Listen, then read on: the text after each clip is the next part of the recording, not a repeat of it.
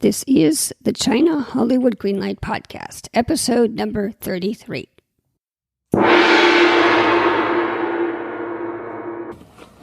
And rolling sound, quiet. Here we go. Ready. Speeding. 120, take 7. And action. This is Caryn McCann, the host of the China Hollywood Greenlight podcast, a podcast about creating and distributing content for both Hollywood and China. If you like the show, please go to your favorite podcast directory, such as iTunes, Spotify, Google Play, etc. Subscribe and leave a rating so other people can find this podcast. The more we work together, the more opportunities will be out there for everyone.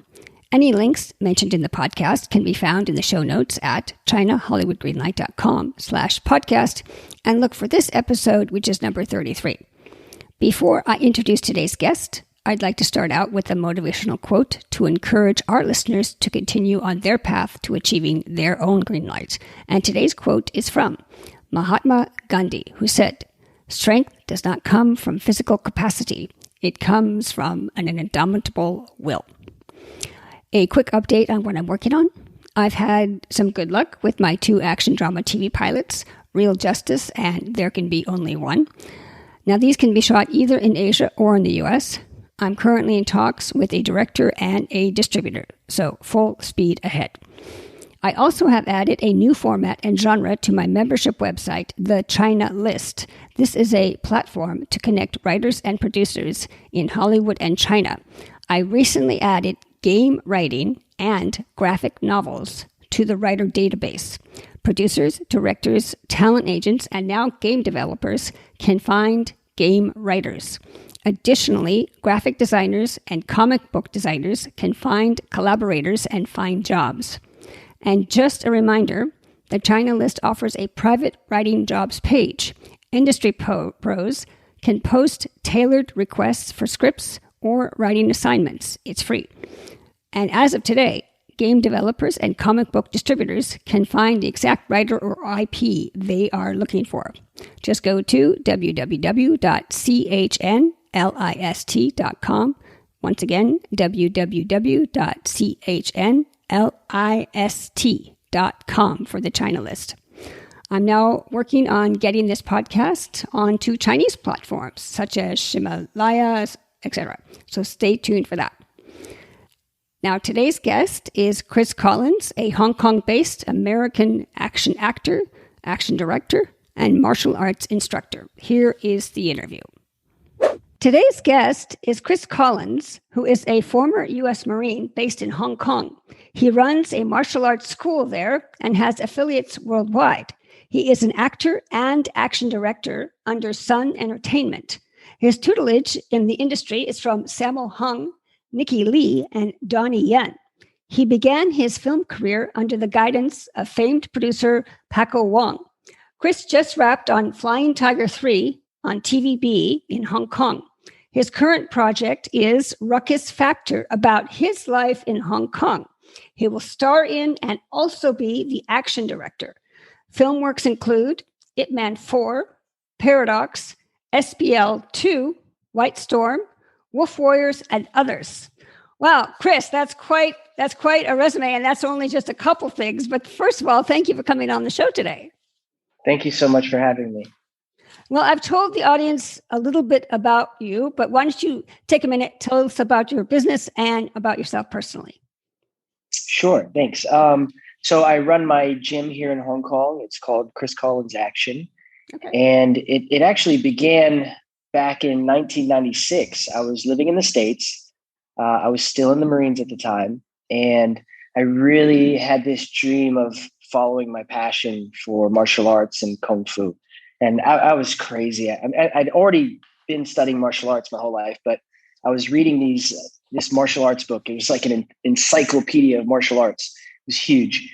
And I kept reading about the theories and applications of these different styles. And I came across Wing Chun. And of course, I was a huge Bruce Lee fan, grew up watching his movies. And the theory made so much sense to me that I decided, you know what, I want to go to Hong Kong and focus on that. And so I requested through the Marines, and I managed to get into the inactive regular reserve so that I could come over here and practice. My dream was to bring it back into the Marine Corps. And my first period was from 1996 to 2000, where we were living in Hong Kong. I met my girlfriend, but I spent that whole time just training, and I got a job doing security work. I had small bits doing some of these action films where I was an extra. Mm-hmm. That was fun, but it wasn't for me. I really wanted to focus on my martial arts training. Okay, good. My girlfriend and I decided to move to London at the time. She's from Hong Kong, but she grew up in London.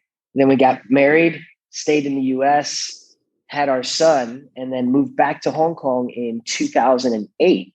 So I think this is where it kind of got really interesting. I really wanted to follow my dream and my passion in the martial arts. Wow. So we moved back to Hong Kong. I had opened up a security company just because, how do you survive in a foreign country, right, with a certain particular set of skills that nobody else has? No, what's that line from Liam Neeson? I have certain skills. I have a particular set of skills. Yeah, there it is. That's awesome. There you go. So I was like, okay, I don't know anything about banking and finance and all this. So I decided I'll open up a security company. I can keep doing what I'm doing, what I love to do, do martial arts and other stuff. So we were doing some tactical training in the Philippines. My students recorded it, ended up on YouTube. And Nikki Lee, who's a very famous action director, saw the video, called me up. He found me. Well, probably just searched my website, but he found me. And then I met with him and Benny Chan and helped him on his project, The White Storm. That was a fantastic movie. That was my real entrance into the industry. And it was completely accidental that I got to kind of like be a consultant. Yeah. And train the actors and help with the whole setup of the action. And I learned a great deal in a very short period of time. And while I was doing that, director Benny said, "Hey, I really think that you should be one of the actors." So he made me like the lead henchman. All right. So that was fun. I got to have a little fight scene with Louis Koo, with Lau Ching-wan. So that was very exciting. Had a blast. We actually did something really cool, really memorable on set, and we're filming the final action scene in a club. I think they called it the China Bar. It was supposed to be in Macau in one of the casinos. And they're coming up and they say, okay, so we designed all the action going through. And he's like, okay, so now I want you to fight with Lau Ching-wan. I said, okay, cool. So we come up with some design, blah, blah, blah. And then I end up on top of him with the M4. And they're like, okay, so now M4? So an M16, like a M16 small machine gun. Okay. Yeah. And so he's holding it. I'm holding it. I'm trying to choke him with it. And the ejection port where the brass would be expelled after pulling the trigger is pointing towards my face. And I was like, hey, wouldn't it be great if, he just pulls the trigger on full auto and all the brass is hitting me. I was like, oh, that's a great idea, but we'll do that in CG. We'll use CG for that. I was like, no, don't use CG. Wow. You just do it. I'll be fine. I've been hit with brass before. Oh no. And so they just, full mag, and he just action. And then with struggle. He pulls the trigger and just within, I think it's like I'm 8 inches away from the ejection port on the weapon. And all the hot brass is just hitting me in the face. And they're doing it in slow-mo. And I think we did like 2 takes. And then everybody started clapping. They're like, wow, that was so awesome. And I was so happy. I was like, okay, we got to take a big photo. It's my first moment of getting claps on set. So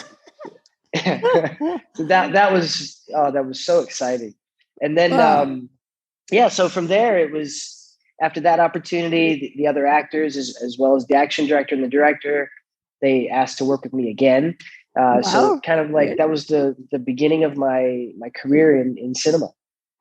And so now obviously you've got your own martial arts studio. You're also an actor. You're also an action director. So now you're the first action director, Sifu, I've had on the podcast. So for the benefit of our audience, tell us now, you're doing several things at once, acting and action director, two different worlds connected, but two different jobs. What are two or three main tasks you do on well, first of all, you've sort of already answered my first question, which is, why did you want to get into the China/Hong Kong market? You bet you. Oh, I can dig into that more. Don't worry. I have plenty here. We can. So, okay. Yeah, because I do a lot. I can't sit still. I'm always busy. So every day I do my training. So I teach classes in the morning, in the afternoon, and in the evening. And in those classes, I also get my own training. So I train with my students. In between those classes, I'm usually working on like script writing. I'm not a script writer, although on Ruckus Factor, I wrote the original script based on my life here in Hong Kong. Okay. But I meet with different directors, different script writers, sorry, excuse me. And also with my producer, Paco Wong. And we just try to come up with new ideas, new scripts that we can keep presenting, because it's really pointless to just, rely on one single script and keep pitching it.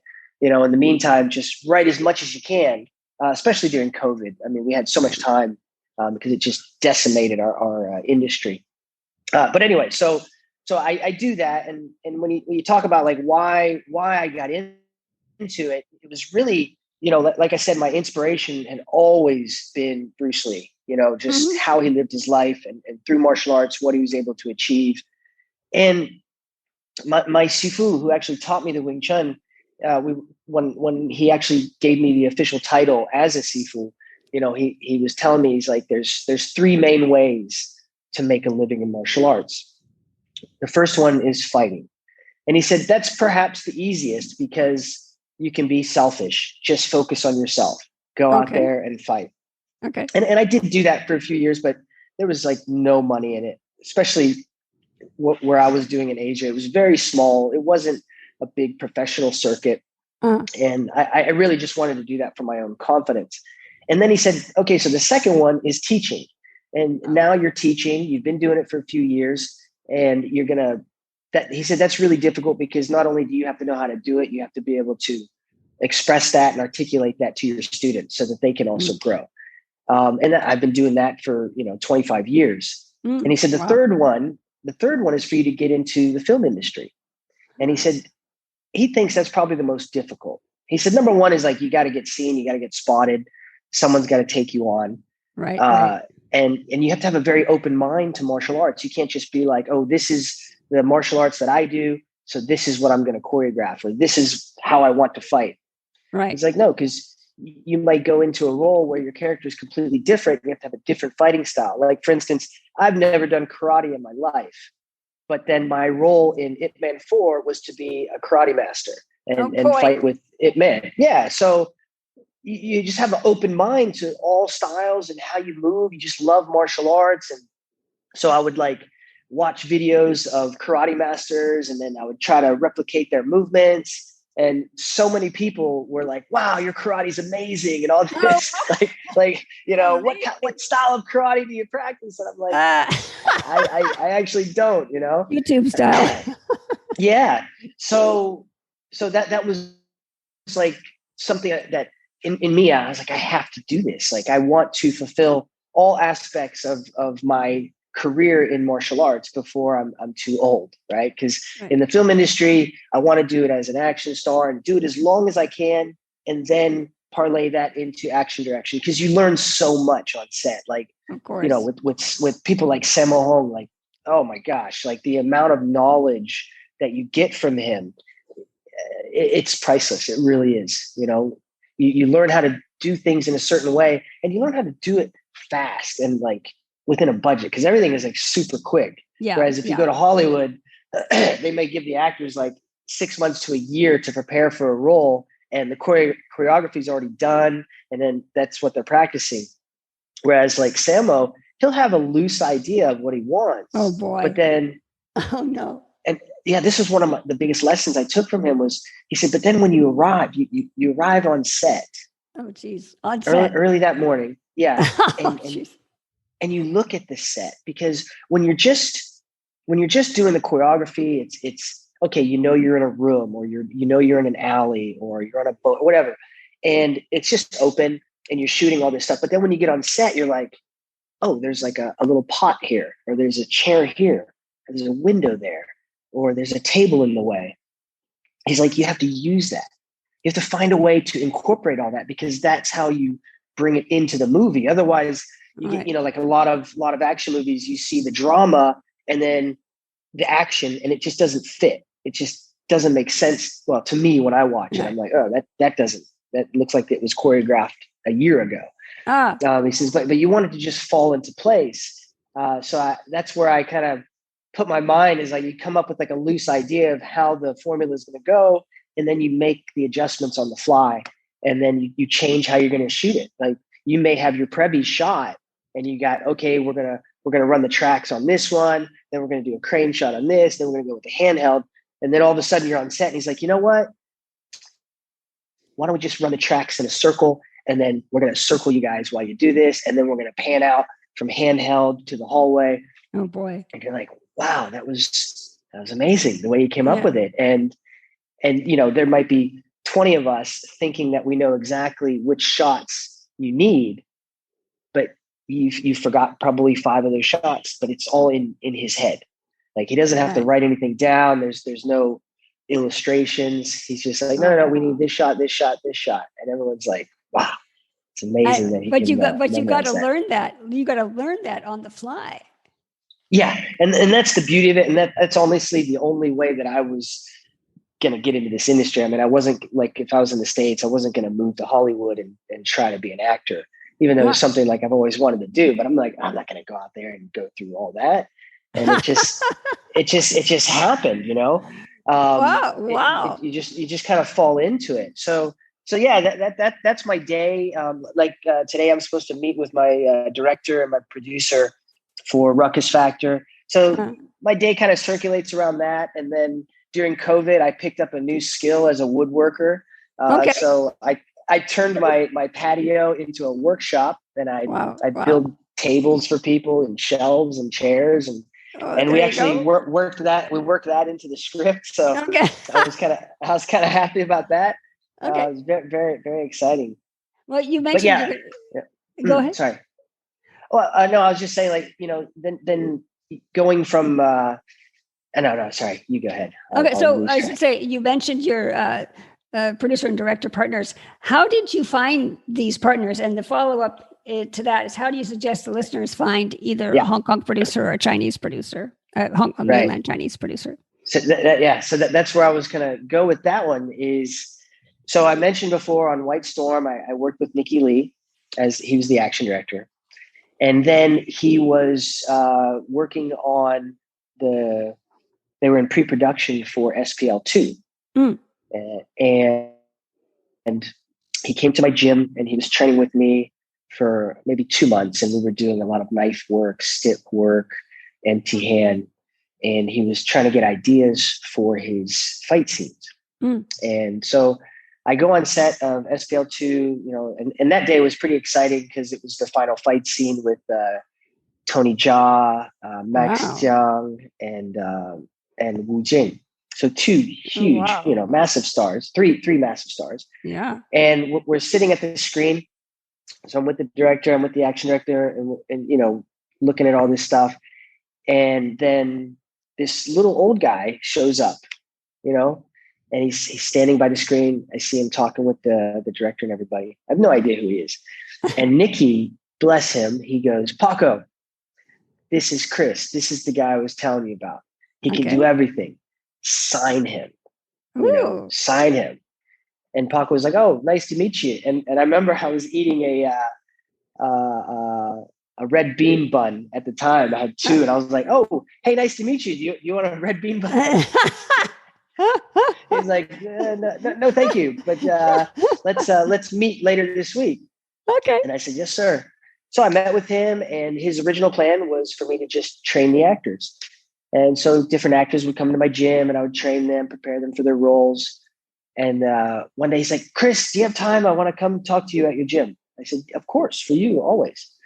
And he showed up to the gym, and he said, I want to turn you into an action star. Oh, wow. I was like, come on, Paco, don't mess with me. I'm 40 years old, like Okay. I don't want to have the hopes of chasing this dream if it's not realistic, Right. And he said, no, he said, trust me, he's like, you have everything that we need to make you into an action star, like you don't have to learn anything. So I really think that you can do it. And so then I signed with Paco and I was so excited. And then next thing you know, we just started doing projects and that was how I got into it. So it wasn't like I never went out and searched or tried to find talent agencies or producers and things like that. So my advice would be, you just got to keep grinding away at what you're doing and pay attention to the people that you're meeting, because you never know who you're going to run into, and it's going to turn into your dream coming true.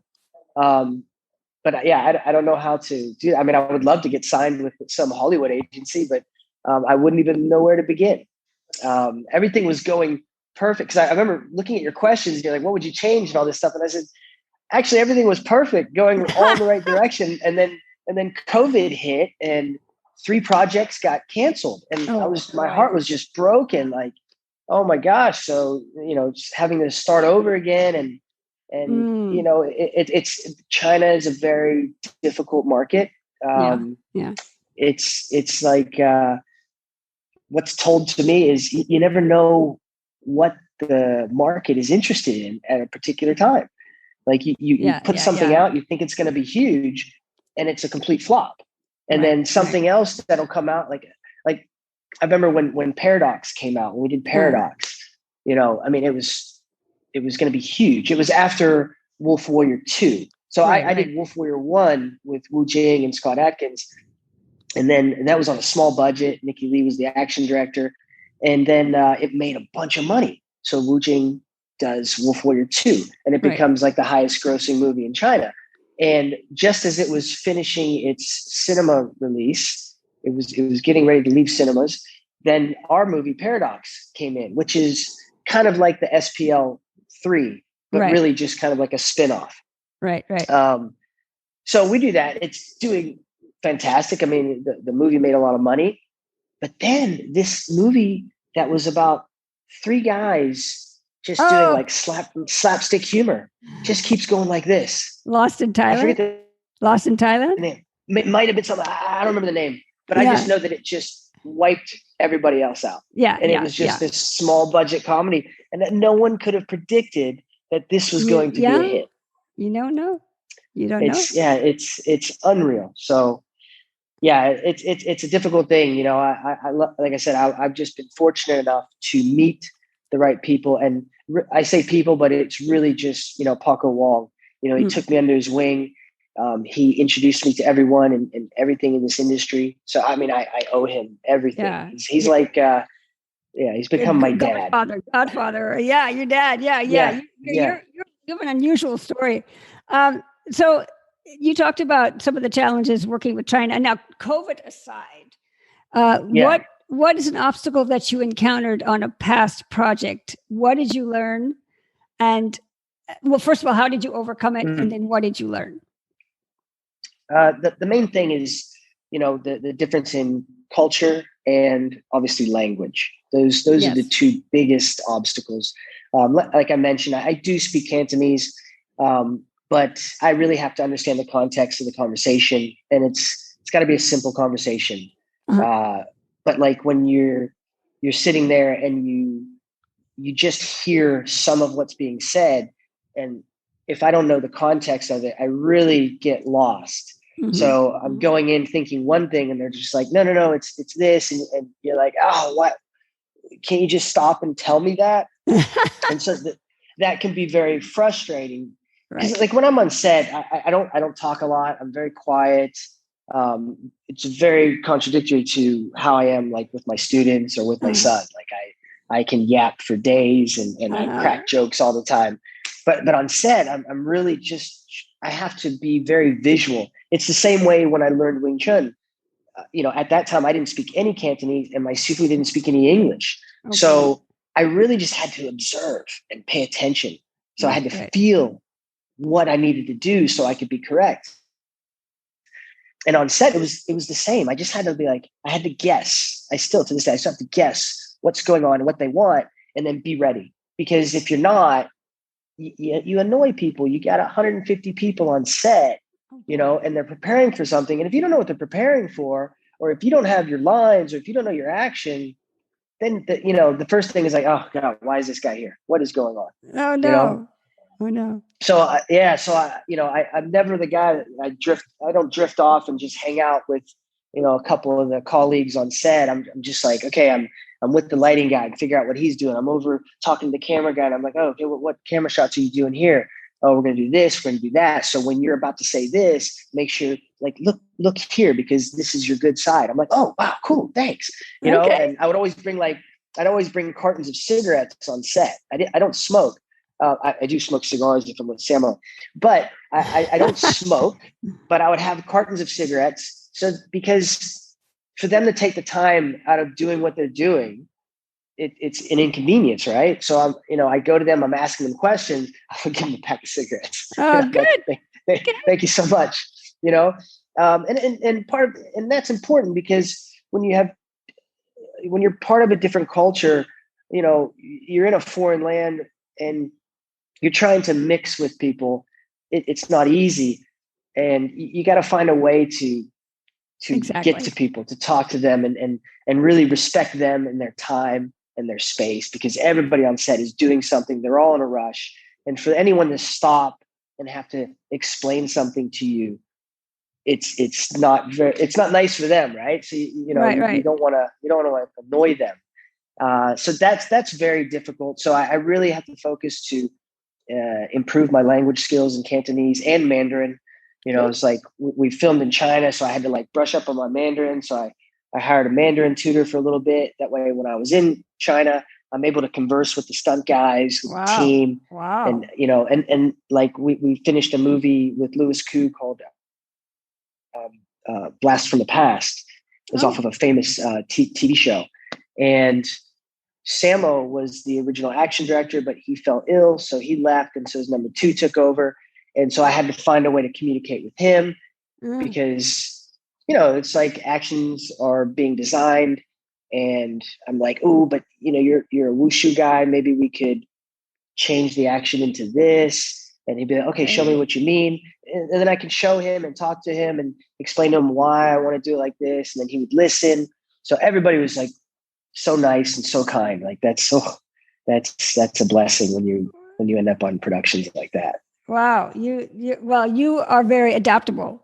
It sounds like it's very challenging, the language barrier, and just dealing with different cultures. And there's 150 people who want to do their own job, and you're at the same time trying to learn all these different functions. So good on you. Now this is sort of an esoteric question. If you could magically solve 2 current problems, and this does not include COVID, what would they be? The main thing would be for me, I think, is having a better avenue to secure investment or financing into film.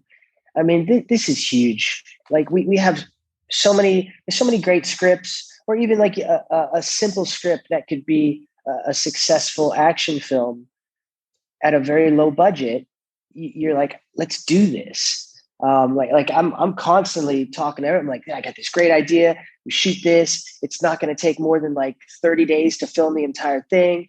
It's definitely going to be, less than 10 million Hong Kong. Let's film this, because then all we got to do is present that to iQIYI or Youku or Tencent, which are the internet platforms in China. And we're going to make money on it, guaranteed. Because then once you have a finished product, then we just go back to Netflix and we just sell them a finished product, and they're going to buy it because they need content. So this is this is the most difficult thing, because like how things are done in the West, how things are done in the East, it's very different, in terms of like financing, how it's organized, how it's arranged, whether you're getting payments up front or you're getting payments on the back end or trickled in, or if you're presenting with a finished product, or if you're asking for the initial investment to start the project. it's so difficult. That's why, like, when you see a Chinese production or a Hong Kong production, when you see the beginning credits, there's like 10 companies on there. Yeah. Whereas, right? Whereas if you look at a Hollywood project, it's one or two, right? Right. Because they're putting all that money into it. But we don't have that type of financing, and I think, like, for me, I want to be a big action star. I want to do big movies, but you also got to put in your time. You got to do your work. You got to learn everything and hopefully get there. And for me, I'm happy with just doing small projects where I can get better and better at each stage of being able to provide a complete product, to where you're supplying a story, a script, an action team, a camera crew, the production is set and you're able to film it. You're able to act in it. You're able to do the action direction, action choreography. Being able to do that, I think, is it's a huge benefit for foreign investment. Because when they look to Asia to do these projects or whatever, then oh gosh, do we have to fly an entire Hollywood crew out to these projects? Like, no, I have a camera crew. I've got the stunt crew. I've got this. And it's just being able to put that together, and just do it and have realistic expectations of what these projects can do on different platforms. That's what I'm learning right now and trying to really figure out to move forward. I met with a producer 2 weeks ago. They called me up. They said, "Hey, we got this script. I think you'd be great as the lead. Here's the story." I read it. I was like, "It's good." And so I met with them and we started discussing it. And then it became the conversation of, okay, do we go this direction for investment? Or do we go this direction for investment? And so everything is really from the ground up. I mean, you can't I can't just be like, I'm going to sit here and wait for offers to come to me. I'm nobody. Right. I'm just a guy trying to live his dream. So I have to think, okay, how do we get this into the right person's hands so they can go, oh, I definitely see where this could go. It can start off with a 90-minute movie that turns into 10 episodes of whatever, because that's the beauty of, like, you see movies going on different internet platforms in China. It's done. Then it has a proven record. And then you go to Netflix, they know through their statistics or whatever that, we know we can make this out of it. And then we do it. That's me every day right now. Yeah. That's that's a big problem. I think you probably covered 2 or 3 problems in there with the financing. Unless was there a a second problem, or is this kind of covering both of those? The financing, or finding the right script. That's I think financing is the main thing. The second thing was kind of what I mentioned earlier, is like, being with a local entertainment group who looks after me for Hong Kong and China. How do you turn that into, there's a Western agency that is willing to sign you for Western projects. I feel like people don't really know that kind of exists where you can do that. Okay. If that makes sense. It's just like, oh, this is Hong Kong and this, we have to deal with them and da. No, it's like, this is me in Asia, but this could be me in the Western world, in the US or the UK or something like that. And so it's knowing how to create those roads, right? To do that. Or how to have the manager or the agent create those opportunities for you worldwide, not just in Hong Kong or Asia. Exactly. Okay. Yeah. Got it. And just on a side note, is the way typically in Hong Kong and China to raise financing is you got the script, you get the director, and then you do maybe a business plan, and you maybe hand that out to top producers or top financiers? Is that sort of the way? The main thing right now is all about the script. From when I talk to people that have been in the industry for a long time, years ago, the script wasn't so important. I mean, you think about how many movies Hong Kong was making back in the 70s and 80s, like it was just, you got a name, we're making a movie. Right. And now it's all about the script, because you know that you can't rely on the Hong Kong market to make it. So it has to be like, that's good. It has to work in China. Right. Yeah. And so the difficulties there have to do with censorship. There's a lot of censorship issues on, what stories you can write about and what you can't write about. So then you're presenting your script to the censorship committee, and, and then you have to wait for their feedback as to what you need to change or adjust in your script. So you have to be prepared to do that. You can't just be like, oh, I want my story to be like this, and that's the end of it. No, you want your story to be like this, but if you want to put it in this market, make this change. So then you rewrite, you make that change, and you keep doing that process over and over. My movie, we have 16 versions to date, right? And finally, we passed all censorship, and everybody's happy. So hopefully we can start filming soon. Like September, October. But yeah, so you go through that process. That's number one. Number two is, it used to be, if you just had one big name, one big name. Okay, got good story, got good actor. Okay, we'll finance. We'll give you the money. But now they're finding that even you have one big name attached to it, it's not reflected in how it does in the cinemas. Right. So they're like, we want two big names. Okay. Right. So you need two big names and a great script. Okay. And then now you're gonna get your financing. So that's the biggest issue right now with people writing scripts, but they have no one to attach it to. So you gotta go out there and get that interest from particular actors. Like for me right now, with what Paco is doing, is he's trying to turn me into the first kind of homegrown Westerner to make it in the China market. And so that's my goal. That's our goal that we're trying to achieve. And, with Ruckus Factor, that's cool. I hope that's going to be the vehicle to do that. Oh, wow. We'll have to have a follow-up interview when that comes out. Absolutely. Okay. Now here's a trick question. What question did I not ask you that I should have? I don't know.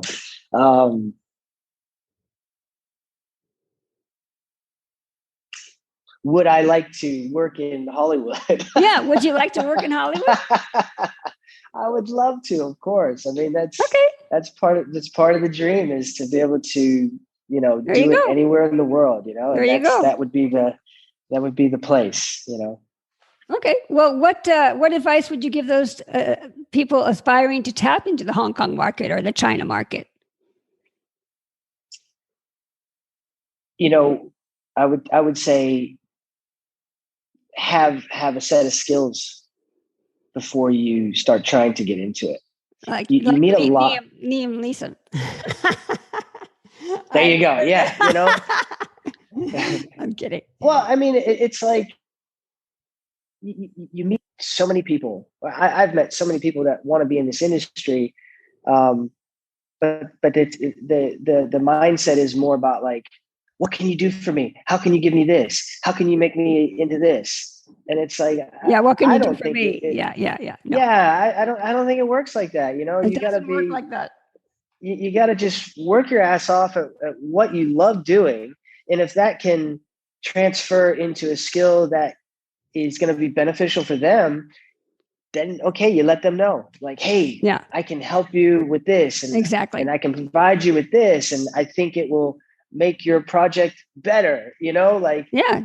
That's how you go to it, instead of meeting after meeting, you see people like, what can you do for me? Like, I am the best, I am the greatest, and it's like, no. And number two, part two of that answer would be, work from the bottom up. Don't have an ego. A lot of people, they want to just be like, I want to be an action star, I want to do this, and it's like, okay, but you have no experience. You have no experience whatsoever of how to be in front of a camera, how to even adjust your posture, how to speak slow enough and clear enough and pronunciate your words clear enough that Right. It doesn't sound like you're just rambling through, Right. and things like that.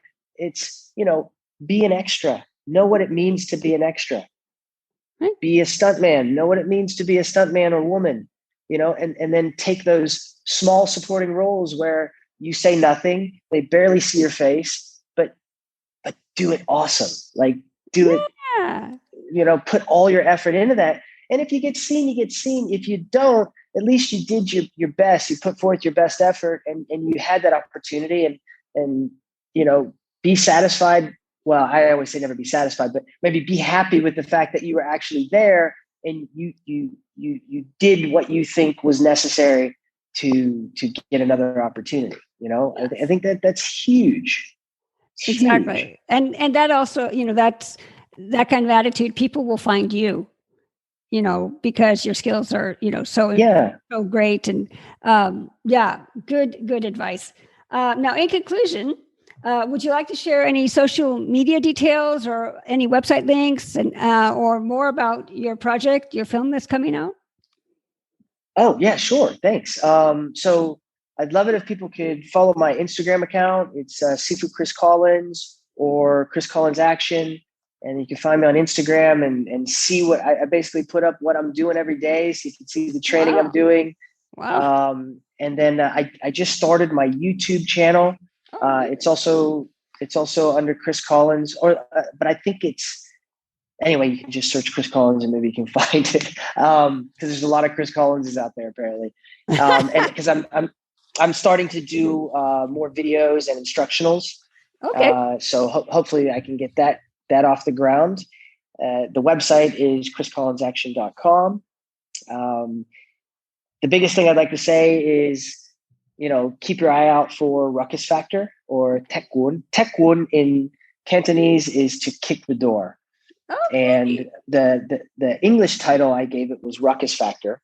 Okay. To kick the door in Cantonese is a saying to where you go to other martial arts gyms to challenge them. So you kick down the door and you fight them to challenge yourself. So early on in my career, when I first came to Hong Kong and opened up my first gym, at that time, I don't think I'm the first, but I think at the time I was the only Westerner teaching Wing Chun. Yeah. And so I get a lot of challenges and everybody wanted to be able to, and it was fun. Actually, I really enjoyed it because it was like, it's a true testament of your skill sets. Wow. So a lot of ruckus factor is based on that. And so, we're able to turn that into a story. And I hope that it gets received well. We will start filming. I pray nothing changes, that we can start filming in September, October. Okay. And then get that ready for release. Oh, well, definitely. Let's reconnect when it's ready, or a trailer or something. We can put it on the website. It would be really cool. But absolutely. Chris, thank you so much for coming on the website. Thank you for sharing your knowledge and your experience. It's been very, very interesting and very helpful to our audience, especially to a new group of fans, actors, and action directors. This is a really cool interview. So thank you so much. Fantastic. Thank you so much. I really had a great time. Okay, Chris. Well, thank you again, and we'll see you at the premiere. Bye-bye. And now for my 3 key points. Number 1, you need 2 stars, not just 1. Gone are the days of getting a film off the ground in Hong Kong or China with just 1 big name. Now you need at least 2. And as Chris said, it all starts with the script. If your script doesn't have 2 amazingly good starring roles, it will be an uphill battle. Number 2, Chinese financing. The challenge of financing in Asia is that, according to Chris, that most Hong Kong and mainland Chinese films need 10 companies to finance a film. Unlike the West, where it may only take 2 companies, which leads me to my 3rd point, number 3, Western financing. If you're in Asia and want to attract Western producers or financiers to your project, make it easier for them. You can start by creating a one-stop shop for Western producers that offer them an equivalent film crew and action team. Make the Western producer or financer's job easier so they can help finance your project. And now 3 takeaways. Number 1, the right mindset. If you're looking for jobs, you need to have the right mindset. Don't ask what can the production company or director do for you, but rather ask yourself what skills do you bring that will enhance their project. You'll get hired more often this way, which leads to point number 2. Keep your ego in check. Be willing to start small and work your way up the ladder. People will be willing to work with you if you're willing to put in the work and learn. And speaking of that, number 3, always learning. Despite the language barrier, Chris is always learning from different crew members on set. That way, he's more knowledgeable and better prepared to someday run his own projects. Obviously, you have to be mindful of the crew's time since everyone is extremely busy, and be gracious when asking questions. Well, that's the show. Thank you for listening. To show your support, please go to iTunes, Spotify, or wherever you get your podcasts. Subscribe and leave a rating so other people can find this podcast. And industry pros such as producers, directors, talent reps, and now game developers can get free membership on the China list. Find material before your competition and post private calls for submissions tailored to your exact needs. Writers, if you don't have a script geared towards the China market, you can still find jobs with the China list. Chinese studios are looking for Western writers as well as game writers to make their IP more attractive to a Western audience. So sign up today at www.chnlist.com, the China list. Again, www.chnlist.com, which is our membership website, the China list. That's the show. Thank you for listening, and I'll see you at the premiere. Bye. 一会儿见。